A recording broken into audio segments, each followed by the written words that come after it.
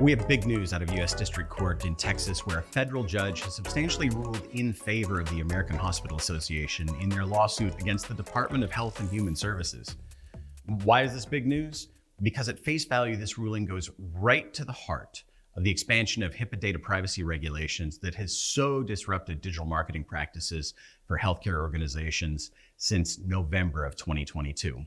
But face value can be deceiving, and I think there is clear reason to believe that this ruling is not quite the victory for healthcare organizations that it initially appears. So let's dig into the ruling, its details and implications, and talk about how HIPAA-covered entities might act or react in response. First, how did we get here? Let's start with a little history.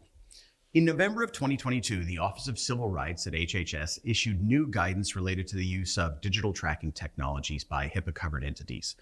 Until this new guidance was published, it was understood that the HIPAA privacy rule and that protected health information pertained to patient data. You're a patient, you're visiting a website, you're reviewing or accessing your medical records, you're perhaps sending a message to a physician, you're making an appointment. That was all clearly protected health information. It was PHI. That's what was protected by the HIPAA privacy rule. The new guidance from OCR expanded the definition of protected health information to include a new subset or a new designation called individually identifiable health information, which the OCR defined as the combination of an identifier and the behavior of a visitor on a website. Now, importantly, this definition didn't pertain just to patients and their activity on a site. It pertained to any visitor to a website. So an unknown visitor to a website whose IP address can be identified, and the pages that visitor accessed now were considered potentially to be PHI.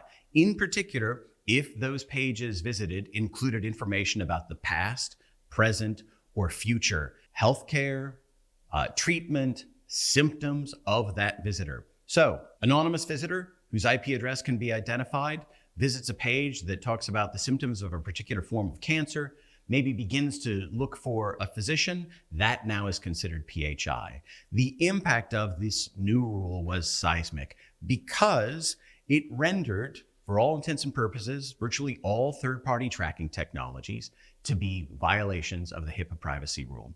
Third-party tracking technologies collect IP address by default in most instances.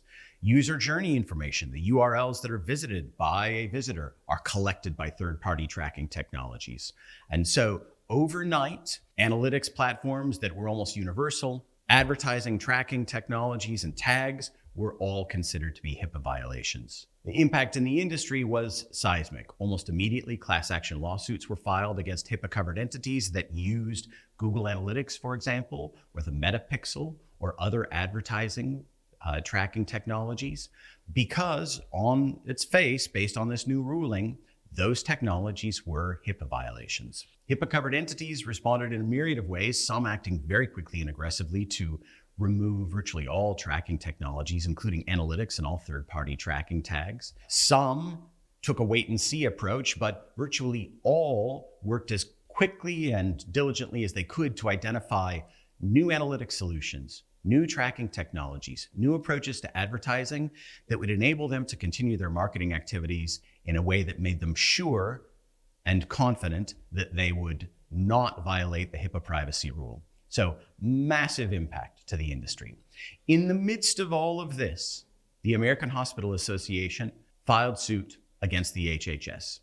Their challenge, their assertions were along two lines. First, they argued that the prescribed combination, which is what the judge in this ruling called the combination of IP address and the URLs visited by a visitor, the prescribed combination creates a new legal obligation that's beyond HIPAA's requirements. Second, they contended that the HHS actually exceeded its authority under HIPAA, and importantly, that they violated what's called the Administrative Procedure Act, in that they created a de facto legal burden without any opportunity for judicial review. HHS, for their part, argued the bulletins were just guidance and not final agency action, and therefore they were within their authority, essentially asserting that this was just advice on their part and didn't have the force of law. The judge in this case absolutely disagreed, writing, quote, The court knows a law when it sees one, and the prescribed combination is a law. Thus, the revised bulletin is a final agency action subject to judicial review. HHS argued that the opportunity for judicial review would occur during enforcement. So if you receive a violation notice, during that enforcement process, that would be the opportunity for judicial review. The court didn't buy that either. By the way, it's worth noting that the judge referred to the revised bulletin. This is an update to the November 22 OCR guidance that was published in March of 24, which the judge in his ruling noted was published just days before final briefs were due in this case, which the judge clearly didn't appreciate and viewed with some significant degree of skepticism. The court, in its ruling, declared that the prescribed combination in the HHS revised bulletin was unlawful. The court held the prescribed combination exceeds HHS's statutory authority under HIPAA because it expands the definition of individually identifiable health information beyond the previously clearly defined limits in the HIPAA statute. The court granted the hospital's request to vacate the prescribed combination provision in the HHS revised bulletin in order to reestablish the status quo prior to what the court called the unlawful agency action. So the ruling was really focused on this prescribed combination, IP address, URL visited by a previously anonymous visitor. Importantly, the court denied the hospital's request for a permanent injunction against enforcement of the prescribed combination, finding that to be a, quote, unnecessarily drastic remedy, meaning the door's still open for HHS to take another run at this. Another significant quote from the ruling, quote, no matter how sound the prescribed combination may be as a matter of policy, it is improper as a matter of law. I think that language is significant. The judge is saying, it may be sound to include the prescribed combination in your guidance, in your regulations, but you did it wrong. You did it in an improper manner. So what does all this mean? How should HIPAA-covered entities act or react in the face of this ruling? First, this is not legal advice. This is opinion based on years and years of working with some of the largest and most sophisticated HIPAA-covered entities in the country. It's important to remember that this is largely an administrative ruling related to the APA. The judgment isn't the rule is wrong. The judgment says you went about it wrong and leaves the door open for HHS to try again. Second, there is likely to be an appeal. In fact, there's almost certainly going to be an appeal. An appeal would take 12 to 18 months, I would think.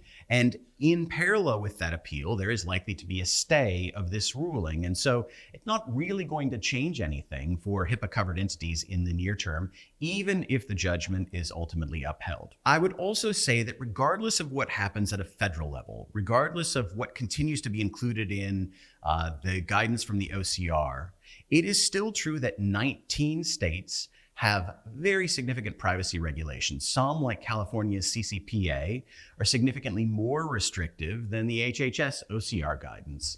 There are 14 more states that are in process of drafting and legislating their own privacy regulations. There also remains the ongoing risk of sharing sensitive data with third-party platforms and getting fined or sued for it. That happens with some regularity. The lawsuits and fines are related to data breaches and data sharing issues that remain major risks, regardless of whether the combination of IP address and URL is considered to be PHI. On a related note, in terms of reliance on third-party tracking, third-party tags, third-party cookies, it is still true that we all will have to reckon in the near future with the deprecation of third-party cookies by Google for their Chrome browser.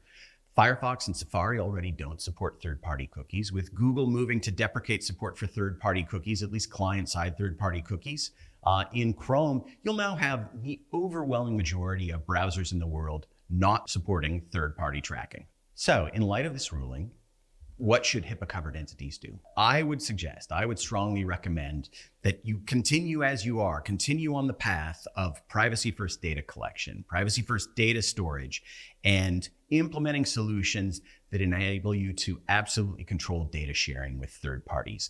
Continue to develop and cultivate first-party data strategy. If you continue on this path, if you continue to develop your ability to understand and target audiences with first-party data, with zero-party data, with your own data, if you continue to understand and improve your ability to report on the performance of your marketing activities relying on your own data stores and not on third parties. And this ruling is upheld, and the prescribed combination is held to be illegal, and you now have the option to continue to use third-party tracking and third-party platforms. It will be just that. It will be an option and not a need. You will have developed a mature and sophisticated understanding and ability to use first-party data. You will have developed a privacy-first approach to data collection, data storage, and data sharing.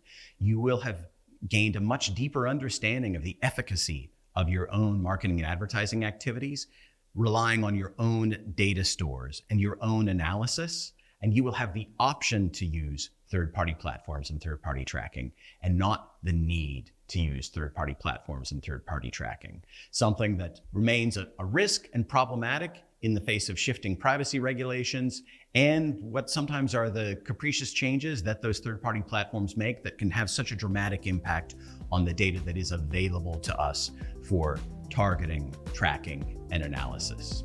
I hope this video has been useful. Please don't hesitate to reach out with any questions or comments. Happy to chat with you and be helpful in any way we can. Thanks very much for your time and attention.